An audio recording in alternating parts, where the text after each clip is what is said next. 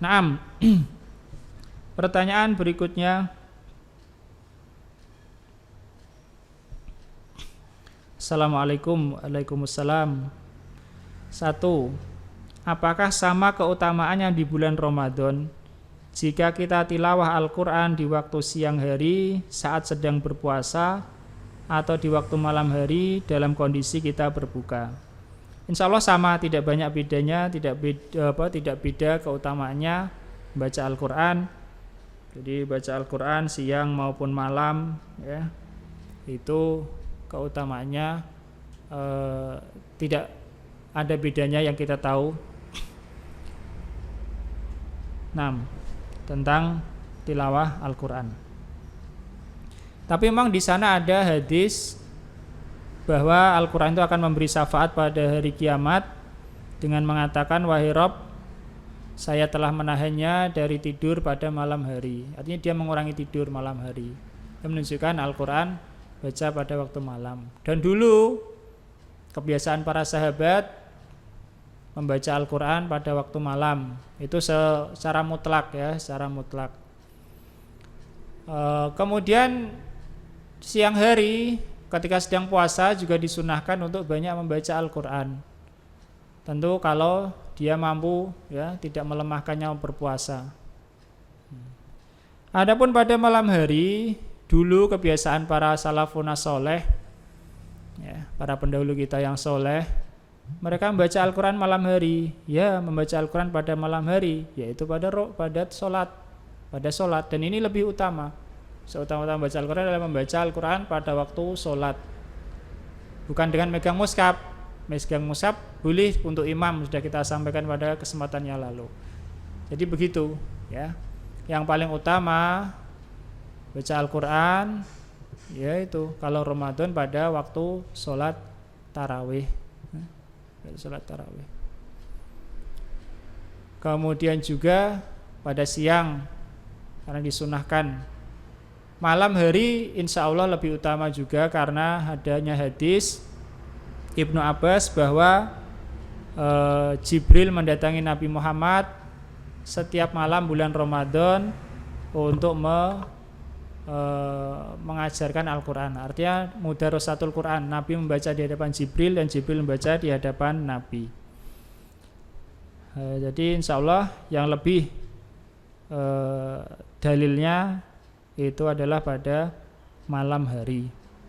Adapun pada siang hari disunahkan juga sebagai pengisi puasa, kalau tidak melemahkannya kalau ada waktu. Tapi dari sisi pahala Al-Qur'annya insya Allah juga tidak beda. Nah, kedua, jika ada 2 masjid dekat rumah yang menyelenggarakan sholat tarawih masing-masing dengan 8 rakaat dengan gerakan lambat dan bacaannya lebih tartil, dan masjid yang lain dengan jumlah 20 rakaat tapi gerakan sholat kurang tumakninah dan bacaannya lebih cepat. Kedua masjid tersebut menyelesaikan sholatnya hampir bersamaan dengan waktu kurang lebih 30 menit. Masjid yang mana yang lebih afdol untuk kita ikut berjamaah tarawih? Ada 2 masjid dekat rumah. Biasanya jamaah di mana ini, ya? Jadi biasanya jenengan jamaah di masjid yang mana? Kemudian yang kedua lagi, masjid dua-duanya itu sama-sama milik masyarakat atau yang satu mungkin milik bukan masyarakat, artinya mungkin milik perusahaan atau milik sekolahan. Tapi insya Allah ini disebut masjid, kita anggaplah milik masyarakat semua, ya. Meskipun bukan masjid jami' tentunya. Kalau masjid jami' 2 dekat itu ya yang enggak afdol.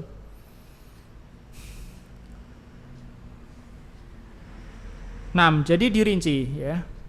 Pertama, kalau salah satunya itu adalah masjid resmi diakui masyarakat, yang satu milik swasta, misalnya, ini misalnya saja, ya, maka yang masjid resmi milik masyarakat lebih utama. 1. Yang kedua, kalau masjid itu ya sama-sama resmi, sama-sama diakui masyarakat, maka yang biasa kita jamaah, di mana?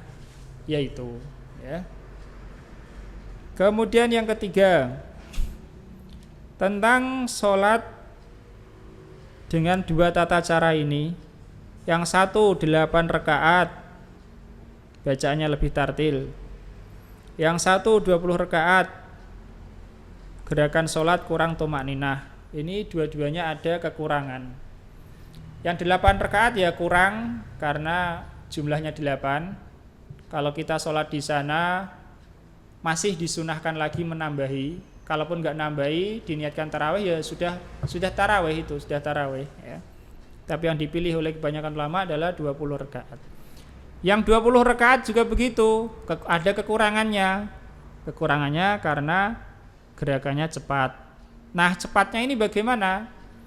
Kalau masih sah, kalau 20 rakaat ini masih sah, ya tidak masalah.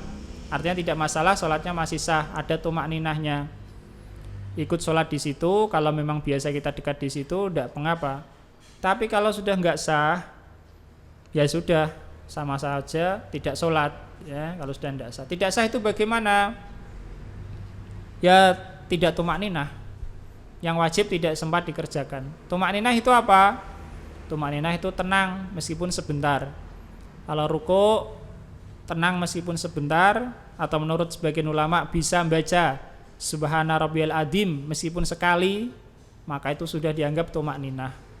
Atau menurut ulama lain, kebanyakan ulama adalah ada tenangnya meskipun sebentar, maka itu sudah dianggap tumakninah, ya, sudah dianggap tumakninah.